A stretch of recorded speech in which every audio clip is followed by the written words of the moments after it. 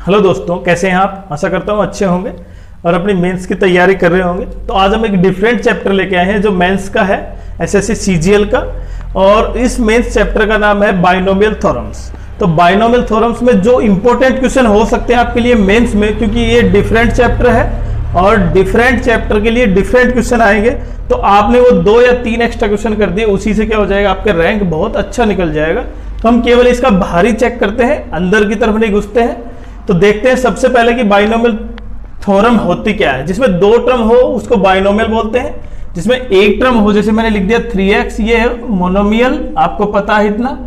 2 term है तो ये होगी बाइनोमियल, और 3 टर्म है तो ट्राइनोमियल, उसके बाद पॉलिनोमियल्स बोल सकते हैं। लेकिन हम यहाँ पे ये नहीं पढ़ रहे कि बाइनोमियल्स किसे कहते हैं या वो। अगर मेरे पास a + b की पावर 7 है तो मैं इसमें 7 + 1, इसका मतलब इसमें कितनी टर्म होंगी, टोटल 8 टर्म होंगी। तो इसका पहला फॉर्मूला क्या हो गया भाई, जितनी इसकी पावर दी हुई है उसमें आप लिखेंगे n + 1 टर्म्स। क्लियर? दूसरा फॉर्मूला है, अगर देखो a + b और a - b ये दोनों सेम टर्म है, जबकि सिंबल यहां पे डिफरेंट है और बीच में प्लस है, तो पहली कंडीशन ये है, अगर n क्या है, इवन है, तो n/2 + 1 टर्म होंगी हमारे पास, क्योंकि माइनस से कुछ कैंसिल हो जाएगा।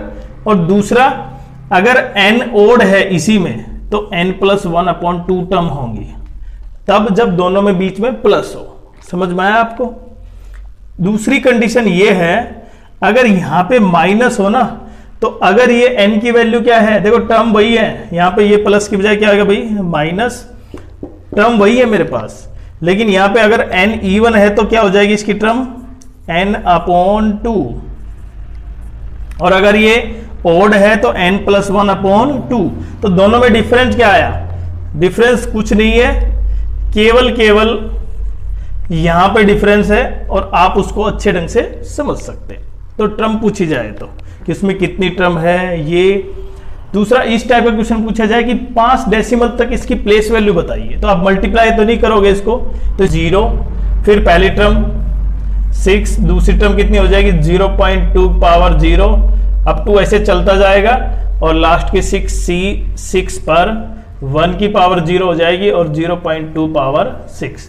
तो इस तरह हम बाइनोमियल में सोल्व कर सकते हैं। इसमें जहां पे भी आप सोल्व करें, जैसे इसकी वैल्यू कितनी होगी भाई 6c0 को सोल्व कैसे करेंगे, 6 फैक्टोरियल, और नीचे कितना होगा 6 फैक्टोरियल। तो मेरे पास ये क्या वैल्यू आ गई 1, और ये 1 की पावर 6 1, तो इसको क्या लिख सकता हूं मैं 1। दूसरी वैल्यू क्या होगी 6c2 6c1, और 1 की पावर 5 और 0.2 पावर कितनी हो जाएगी 6 - 1 5। तो ध्यान से देखें आप, यहां पे 2 की पावर 5 कितना लिख सकता हूं मैं 32, तो 0.00032। समझ में आया आपको? अब 6 1 की मल्टीप्लाई कॉम्बिनेशन सोल्व कैसे किया, 6c1 ये सोल्व कैसे किया हमने, देखें 6 फैक्टोरियल, नीचे 6 - 1 फैक्टोरियल और 1 फैक्टोरियल। तो 6 - 1 कितना होगा 5 फैक्टोरियल, इसको लिख सकता हूं मैं 5 फैक्टोरियल, ये दोनों कैंसिल हो गए, तो एग्जैक्ट वैल्यू आ गई 6। तो इसको मल्टीप्लाई कर देंगे 6 2 12। तो अब इसकी 6 से मल्टीप्लाई करेंगे तो 1 + 18 और 1 19 0.1। तो आपको लगभग देखे पता चल गया 2 स्टेप से। अगला देखते हैं, इंडिकेटिव टर्म्स बतानी है, 5th टर्म बतानी हो मुझे इसकी, तो कैसे निकालेंगे। देखो, अगर मुझे 5th टर्म निकालनी है तो एक टर्म होता है, फॉर्मूला होता है t, जितनी निकालनी है उसमें 1 माइनस करो। इसको मैं ऐसे लिख सकता हूं r + 1, तो ये डिनोट करेगा r + 1, और r की वैल्यू कितनी है 4, तो इसको लिख सकते हैं 7c4 × x/3 पावर 7 - 4 और -3y पावर 4। इसको सोल्व कर देंगे, ये हमारे पास क्या होगी indicated terms.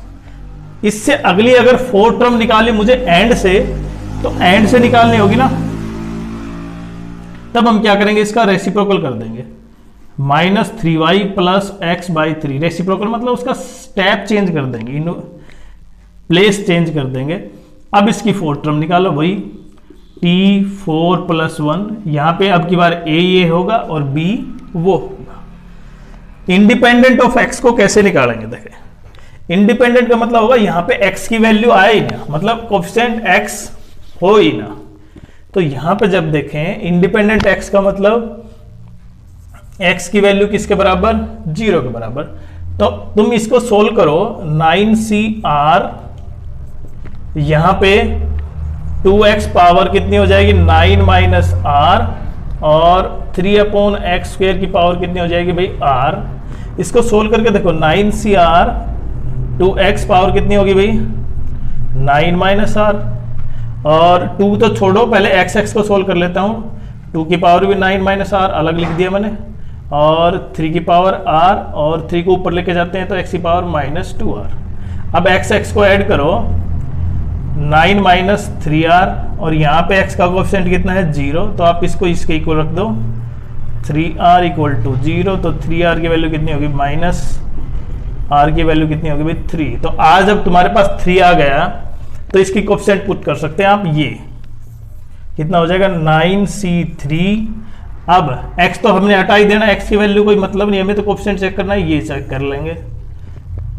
2 9 minus 2 r 9 minus 3 का मतलब 6, और 3 पावर 3। ये होगा इसका सॉल्यूशन, ये सारे मल्टीप्लाई में। तो आपने कोएफिशिएंट निकालना, इंडिपेंडेंट ऑफ का मतलब उसी तरह से। अगर यहाँ पे कोएफिशिएंट है ना और इंडिपेंडेंट में कोई डिफरेंस नहीं है, अब की बार क्या करेंगे? यहां पे x की पावर 5 लिख देंगे, और उधर 8CR x की पावर 8 माइनस r, और 3 पावर r। अब इसको इक्वेट कर देंगे x के, तो 8 माइनस r किसके बराबर होगा? 5।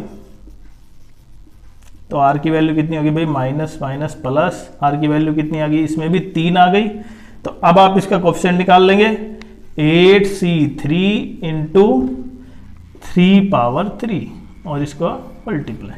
तो ये तो हमने देखी भाई एक बेसिक सा बाइनोमियल। कुछ मिड टर्म भी निकालेंगे, उसके अलावा कौन सी टर्म बड़ी है, कौन सी टर्म नीचे। अगर मिड टर्म निकालना हो मुझे, मानो इसमें देखें मेरे पास एक क्वेश्चन है,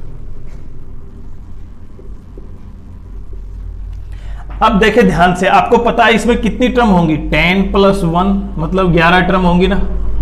अब 11 टर्म में मिड टर्म कौन सी हुई? छठी टर्म हुई। तो मैं इसको क्या निकालूंगा? T6 मतलब T5 + 1। अब इसकी आप r की वैल्यू कितनी होगी? यहाँ पे 5। आप इसमें सोल्व कर सकते हो, 10C5 x की पावर 5 इंटू 7/x की पावर 5। लेकिन अगर यहाँ पे 9 होता तब इसकी टोटल टर्म कितनी होती भाई? 10, एक जोड़ देते। अब 10 में तो 2 मिड टर्म होगी ना, एक तो 5th टर्म और एक 6th टर्म। और 5th टर्म को क्या लिखेंगे? T4 + 1। तो यहाँ पे r की वैल्यू कितनी होगी? 4। तो 4 को क्या लिखेंगे? 10C4, अगर 9 है तो 9 लिख दिया, C4 x पावर 5 माइनस करने के बाद, और 7/x पावर 4। और अगर ये 6 टर्म निकालनी है मुझे, T5 + 1, अब की बार r की वैल्यू कितनी होगी? 5। तो 9C5 x पावर 4 और 7/x पावर 5। तो आप इस तरह सोल्व कर सकते हैं बाइनोमियल थ्योरम। हमने एक छोटा सा ट्रेलर दिया है, एक अगले वीडियो में बिल्कुल कंप्लीट इस चैप्टर को कंप्लीट कर लेंगे, जिससे आप बड़े आसानी से समझ सकते हैं और अपने डिफरेंट चैप्टर को सोल्व कर सकते हैं।